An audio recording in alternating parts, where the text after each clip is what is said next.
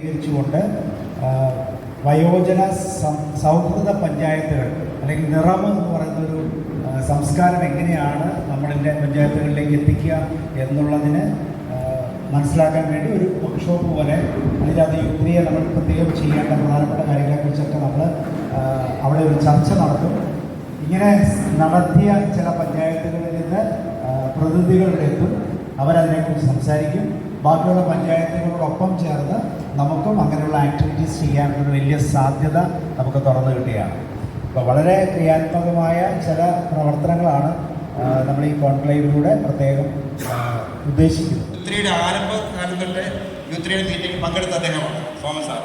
പക്ഷേ എന്തോ തിരക്കിനിടയിലും പഞ്ചായത്ത് തിരക്കിനിടയിലും പിന്നെ പങ്കെടുക്കാൻ പറ്റിയിട്ടില്ല.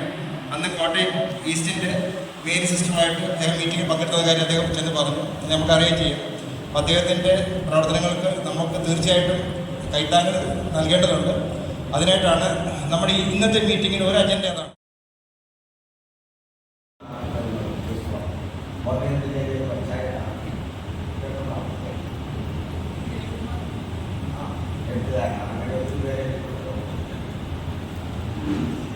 അപ്പോൾ എന്നോട് പറഞ്ഞത് ഈ നിറവിനെ കുറിച്ച് പറയണം.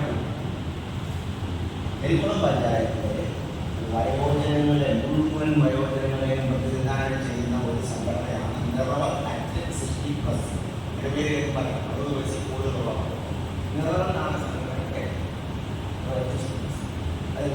അതിന് കാരണം വയോജനങ്ങൾ ചില കിടപ്പ് രോഗികളാണ്, ചിലർക്ക് വരാൻ മോബിലിറ്റി കുറവുള്ളവരാണ്, ചിലർക്ക് വരാൻ താല്പര്യമില്ലാത്തവരാണ്, ചിലരുടെ സമയം പ്രശ്നമുണ്ട്, ചിലരുടെ ദൂരത്തിൻ്റെ പ്രശ്നം. നമ്മളത് ഒന്നും നോക്കി വരാത്തവരോ വന്നവരോ അങ്ങനെ ഒന്നും തിരിച്ചില്ല. ഞങ്ങൾ കിട്ടിയ സമയം കൊണ്ട് വന്നവരെ വെച്ചുകൊണ്ട് ഓരോ വാർഡിലും ഓരോ വാർഡിൽ ക്ലബുകൾ പ്രശ്നത്തിൽ പ്രിവെൻറ്റീവ് രംഗത്ത് മാലിന്യ നിർമ്മാർജ്ജനം, ആരോഗ്യ വിദ്യാഭ്യാസം തുടങ്ങിയ മേഖലകളിൽ എന്ത് പ്രവർത്തനങ്ങൾ നടത്തുന്നുണ്ട്? ഒരു ചോദ്യം. 2, പഞ്ചായത്തിൻ്റെ ജനകീയാസൂത്രണം ഓവറാൾ ഡെവലപ്മെൻറ്റിന് വേണ്ടിയിട്ട് ഈ പ്രായമായ ആളുകളുടെ ശേഷി എന്തുമാത്രം വിനിയോഗിക്കുന്നുണ്ട്, അതിനുള്ള സംവിധാനം കണ്ടിട്ടുണ്ട്. ഈ മാലിന്യ നിർമ്മാർജ്ജനം പഞ്ചായത്ത് തലത്തിൽ നടത്തുന്നുണ്ട്. അത് ബ്രഹ്മപുരത്തിന് ശേഷം ഗവൺമെൻറ് ഓർഡറിലേക്ക് 2 സ്ഥാനങ്ങളുണ്ടായി. ബ്രഹ്മപുരത്തിൽ കൊടുത്തതെന്ന് എല്ലാവർക്കും അറിയാം. അതിനുശേഷം ഗവൺമെൻറ് ഉത്തരവുണ്ടായി. കോടതി ഹൈക്കോടതിയുടെ കൊടുത്തതാണ് മാർച്ച് 31, 2024. എനിക്ക് വലിയ താല്പര്യമുള്ള ഒരു വിഷയമായിരുന്നു ഈ വയോജനങ്ങൾ അവരുടെ ഈ കാലഘട്ടത്തിൽ നേരിടുന്ന പ്രശ്നങ്ങളെക്കുറിച്ച് പഠിക്കുക. അതൊരു പദ്ധതിയായി പഞ്ചായത്തിലെ വേണ്ടി അത് ഉപകാരപ്പെടണം എന്ന രീതിയിലാണ് ഞാൻ അന്ന് മാസത്തിൽ അറ്റൻഡ് ചെയ്യുന്നത്. അവസാനമായിട്ട് ഞാൻ ഒരു പദ്ധതിയൊക്കെ കൊണ്ടുവന്നു. പക്ഷേ വളരെ ഈ സർക്കാർ സംവിധാനത്തിൽ ഇതെല്ലാം ഇംപ്ലിമെൻറ്റുമാരുടെ ഒരു പ്രശ്നമുണ്ട്.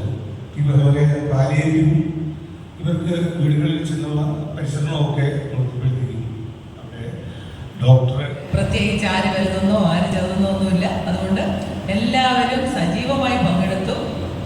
വളരെ ക്രിയാത്മകമായ ഒരു ചർച്ച നടന്നു. നമുക്കിനിയും ഈ കൂട്ടായ്മ വളരെ ഐക്യത്തോടു കൂടിയും വളരെ സന്തോഷം